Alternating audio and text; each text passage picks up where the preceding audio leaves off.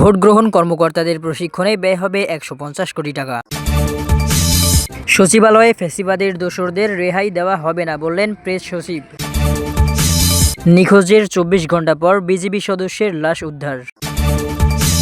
তুরস্কে শক্তিশালী ভূমিকম্পের আঘাত, ২ মসজিদের মিনারসহ ১৬ ভবন ধস। এবং সর্বশেষ জানাবো, আমেরিকার জন্য অসহনীয় বোঝা হয়ে উঠেছে ইসরায়েল। শুনছিলেন সংবাদ শিরোনাম, এবারে বিস্তারিত। ভোট গ্রহণ কর্মকর্তাদের প্রশিক্ষণে ব্যয় হবে ১৫০ কোটি টাকা। ত্রয়োদশ জাতীয় সংসদ নির্বাচনের বিশাল কর্মযজ্ঞ শুরুর পরিকল্পনা করছে নির্বাচন কমিশন ইসি। সারা দেশের ভোটগ্রহণ কর্মকর্তাদের প্রিসাইডিং অফিসার, সহকারী প্রিসাইডিং অফিসার ও পোলিং অফিসার একযোগে প্রশিক্ষণ শুরু করা হবে। আগামী সেপ্টেম্বর থেকে ৯ লাখের বেশি কর্মকর্তাকে প্রশিক্ষণ দেওয়া শুরু করবে ইসি। এর আগে এসব কর্মকর্তার জন্য প্রশিক্ষকদের প্রশিক্ষণ দেবে কমিশন। এই কর্মযজ্ঞে রাষ্ট্রের ব্যয় হবে প্রায় ১৫০ কোটি টাকা। জানা গেছে, ভোটার বাড়ায় ভোটকেন্দ্র ও ভোট কক্ষের সংখ্যাও বাড়বে। ৪৪,০০০-এর বেশি কেন্দ্রে ভোট কক্ষ হবে পৌনে ৩ লাখের মতো। এতে রিটার্নিং কর্মকর্তা, প্রিসাইডিং কর্মকর্তাসহ ভোট কর্মকর্তা নিয়োজিত থাকবেন প্রায় ৯,২৫,০০০-এর মতো। প্রতিটি ভোট কেন্দ্রে একজন প্রিসাইডিং অফিসার, ভোট কক্ষে একজন সহকারী প্রিসাইডিং অফিসার এবং ২ জন পোলিং অফিসার ভোটারদের ভোটদানে সহায়তায় দায়িত্ব পালন করবেন। এ বিষয়ে ইসির নির্বাচনী প্রশিক্ষণ ইনস্টিটিউটের মহাপরিচালক এস.এম. আসাদুজ্জামান বলেন, ১ সেপ্টেম্বর থেকে প্রশিক্ষকদের প্রশিক্ষণ কর্মসূচি শুরু হতে পারে। প্রায় ৩,৫০০ প্রশিক্ষক তৈরি করা হবে, যারা ভোটের আগে কর্মকর্তাদের প্রশিক্ষণ দেবেন। আসাদুজ্জামান আরও জানান, প্রশিক্ষণ কর্মসূচিতে ভোটগ্রহণ কর্মকর্তাদের পাশাপাশি আইন শৃঙ্খলায় নিয়োজিতদেরও প্রশিক্ষণ দেওয়া হবে। আগামী ফেব্রুয়ারির প্রথমার্ধে ভোটের লক্ষ্য নিয়ে ডিসেম্বরের প্রথমার্ধে তফসিল ঘোষণার পরিকল্পনা করছে ইসি। এক্ষেত্রে ভোটগ্রহণ কর্মকর্তাদের প্রশিক্ষণ তফসিল ঘোষণার পর শুরু হবে। এর আগে সেপ্টেম্বরের থেকে শুরু হবে প্রশিক্ষকদের প্রশিক্ষণ। সচিবালয়ে ফ্যাসিবাদের দোসরদের রেহাই দেওয়া হবে না বললেন প্রেস সচিব। প্রধান উপদেষ্টার প্রেস সচিব শফিকুল আলম বলেছেন, সচিবালয়ের যেসব কর্মকর্তা কর্মচারী বিধিবিধান ভঙ্গ করেছেন, তাদের অনেকের বিরুদ্ধে সুনির্দিষ্ট অভিযোগের ভিত্তিতে ব্যবস্থা নেওয়া হয়েছে। যারা ফ্যাসিবাদের হাতকে শক্তিশালী করেছিলেন, তাদের কাউকে রেহাই দেওয়া হবে না, তাদের শক্তির আওতায় আনা হচ্ছে। গতকাল রোববার সাভারের খাগান এলাকায় মানারাত ইন্টারন্যাশনাল ইউনিভার্সিটিতে জুলাই বিপ্লব এর বর্ষপূর্তি উপলক্ষে আয়োজিত অনুষ্ঠানের শেষে সাংবাদিকদের প্রশ্নের জবাবে তিনি এসব কথা বলেন। শফিকুল বলেন, এই ফ্যাসিবাদ যাতে আর কোনোদিন প্রতিষ্ঠা না পায়, সে লক্ষ্যে সরকার যা যা দরকার সেই কাজগুলো করছে। তবে আমরা অন্যায় কিছু করছি না। এখনও যারা ফ্যাসিবাদকে সহযোগিতা করছেন বলে যে অভিযোগ উঠেছে, তা খতিয়ে দেখে ব্যবস্থা নেওয়া হবে। আগামী নির্বাচন প্রসঙ্গে প্রধান উপদেষ্টার প্রেস সচিব বলেন, ২০২৬ সালের ফেব্রুয়ারিতে যে জাতীয় সংসদ নির্বাচন হবে, সেটি হবে ইতিহাসের সবচেয়ে সুষ্ঠু ও গ্রহণযোগ্য নির্বাচন। জাতিকে অবাধ ও সুষ্ঠু নির্বাচন উপহার দিতে কাজ চলছে। এ সময় শফিকুল আরও বলেন, জুলাই আন্দোলনে বেসরকারি বিশ্ববিদ্যালয়ের ছাত্রদের অংশগ্রহণ ছিল ১ নম্বরে। উল্লেখযোগ্য সংখ্যক মেয়েরা জুলাই আন্দোলনে অংশ নিয়েছিল, যা বাংলার অতীত ইতিহাসে দেখা যায়নি।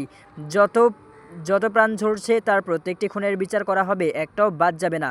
মানারাত বিশ্ববিদ্যালয়ের অনুষ্ঠানে প্রধান অতিথি ছিলেন বিশ্ববিদ্যালয়ের বোর্ড অব ট্রাস্টিজের চেয়ারম্যান ও সাবেক সচিব মোহাম্মদ ফজলুর রহমান। বক্তব্য দেন বিশ্ববিদ্যালয়ের উপাচার্য প্রফেসর ডক্টর মোহাম্মদ আব্দুর রব, বোর্ড অব ট্রাস্টিজের সদস্য মতিউর রহমান আকন্দ, জুলাই যোদ্ধা আবু সাদিক কায়েম।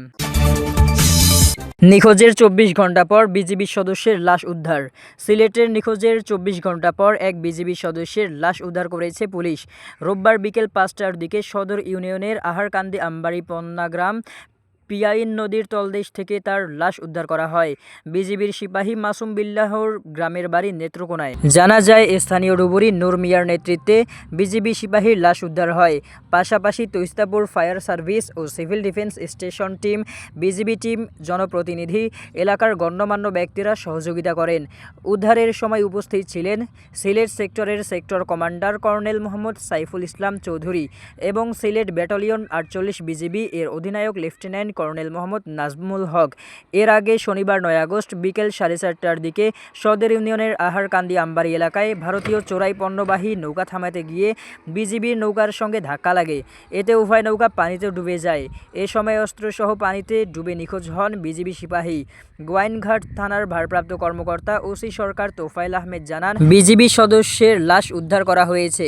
ঘটনাস্থলে পুলিশ, বিজিবি সহ প্রশাসনের কর্মকর্তারা রয়েছেন।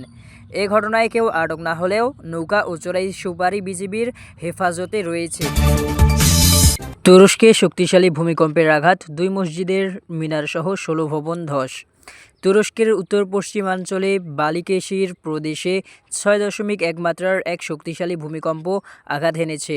এতে 2টি মসজিদের মিনারসহ 16টি ভবন ধসে পড়েছে। 1 জন নিহত ও 29 জন আহতের তথ্য জানিয়েছে দেশটির দুর্যোগ ও জরুরি ব্যবস্থাপনা কর্তৃপক্ষ আফাদ। স্থানীয় সময় রোববার সন্ধ্যা 7:53 এ ভূমিকম্প অনুভূত হয়। এ সময় একাধিক প্রদেশেও কম্পন অনুভূত হয়েছে বলে দেশটির কয়েকটি সংবাদ মাধ্যম জানিয়েছে। আফাদ জানায়, ভূমিকম্পটির কেন্দ্র ছিল ভূপৃষ্ঠ থেকে 11 কিলোমিটার 6.8 মাইল গভীরে। জার্মান রিসার্চ সেন্টার ফর জি সায়েন্সের জিএফজেড ভূমিকম্পটির মাত্রা 6.19 এবং গভীরতা 10 কিলোমিটার বলে উল্লেখ করেছে। তুরস্কের স্বরাষ্ট্রমন্ত্রী আলী ইয়েরলিকিয়া জানায়, সিনসিরজিতে ধসে পড়া এক ভবনের ধ্বংসস্তূপ থেকে জীবিত উদ্ধার হওয়ার পরপরই এক বৃদ্ধা নারীর মৃত্যু হয়। একই ভবন থেকে আরও 4 জনকে জীবিত উদ্ধার করা হয়েছে। তিনি জানান, প্রদেশ জুড়ে মোট 16টি ভবন ধসে পড়েছে, যার বেশিরভাগই জরাজীর্ণ ও ব্যবহারহীন ছিল। এছাড়া 2টি মসজিদের মিনার ধসে পড়েছে। আহতদের মধ্যে কেউ গুরুতর নয় বলেও তিনি জানান। প্রেসিডেন্ট রিসেপ এরদোগান সামাজিক যোগাযোগ মাধ্যমে এক বিবৃতিতে ক্ষতিগ্রস্ত সকলের দ্রুত সুস্থতা কামনা করে লিখেছেন, আল্লাহ আমাদের সকলকে সব ধরনের বিপদ থেকে রক্ষা করুন। আমেরিকার জন্য অসহনীয় বোঝা হয়ে উঠেছে ইসরায়েল। সম্প্রতি বৈশ্বিক প্রবণতাগুলোর পরিবর্তনের কথা যদি বলা হয়, তাহলে সবচেয়ে উল্লেখযোগ্য পরিবর্তনগুলোর মধ্যে একটি হলো আন্তর্জাতিক অঙ্গনে ইসরায়েলের ভাবমূর্তির মারাত্মক অবনতি ক্রমেই স্পষ্ট হয়ে উঠেছে। কংগ্রেসের মাধ্যমে বা প্রেসিডেন্টের মাধ্যমে যেভাবেই হোক না কেন, আমেরিকা ও অন্য পশ্চিমা শাসকরা ইসরায়েলকে সমর্থন করে যাচ্ছেন মূলত তাদের প্রকৃত বিশ্বাস থেকে নয়, বরং কৌশলগত বা রাজনৈতিক বাধ্যবাধকতার কারণে। তবে ধীরে ধীরে ওয়াশিংটনের ওপর একটি অসহ্য বোঝা হয়ে উঠেছে ইসরায়েল পশ্চিমা শক্তিগুলোর মধ্যে কেবল আমেরিকাকেই তার কথাবার্তা বলার পক্ষ হিসেবে স্বীকৃতি দেয়। ব্রিটেন, ফ্রান্স ও জার্মানির মতো অন্যান্য পশ্চিমা দেশের প্রতি ইসরায়েল কোনো সম্মান দেখায় না। দীর্ঘদিনের আর্থিক প্রভাব, গণমাধ্যম নিয়ন্ত্রণ এবং রাজনৈতিক প্রভাবের মাধ্যমে ইসরায়েল শুধু পশ্চিমা দেশগুলোর সর্বোচ্চ স্তরে প্রবেশ করতেই সক্ষম হয়নি, বরং যাদের সম্পূর্ণ নিয়ন্ত্রণে আনতে পারেনি তাদের আড়াল থেকে প্রভাবিত করা এবং চাপ প্রয়োগের কৌশলের মাধ্যমে দমিয়ে রাখতে সক্ষম হয়েছে। বর্তমানে ইহুদি আধিপত্যের বিরুদ্ধে আমেরিকার রাস্তাঘাট এবং সমগ্র ইউরোপ জুড়ে এক ধরনের বিদ্রোহ শুরু হয়েছে। ইসরায়েলের কর্মকাণ্ড এবং এমন একটি পর্যায়ে পৌঁছেছে যা গণহত্যার শামিল। এটি শুধু পশ্চিমা মূল্যবোধ নয়, বরং সর্বজনীন নীতি, মানবাধিকার এবং বেঁচে থাকার অধিকার পর্যন্ত লঙ্ঘন করছে। এমনকি সবচেয়ে অগণতান্ত্রিক শাসন ব্যবস্থাগুলোকেও ঘৃণায় বিমুখ করে তুলছে। বিশ্বের অর্ধেকের বেশি দেশ এখন ইসরায়েল ও তার আয়নাবাদী এজেন্ডার বিরুদ্ধে গণবিক্ষোভ সাক্ষী। ইউরোপ জুড়ে বিশ্ববিদ্যালয় ক্যাম্পাস ও নগর চত্বরগুলোতে প্রকাশ্য বিদ্রোহ চলছে।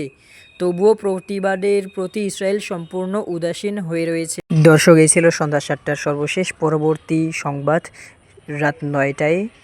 রাতের সর্বশেষ সংবাদ দেখার আমন্ত্রণ রইল।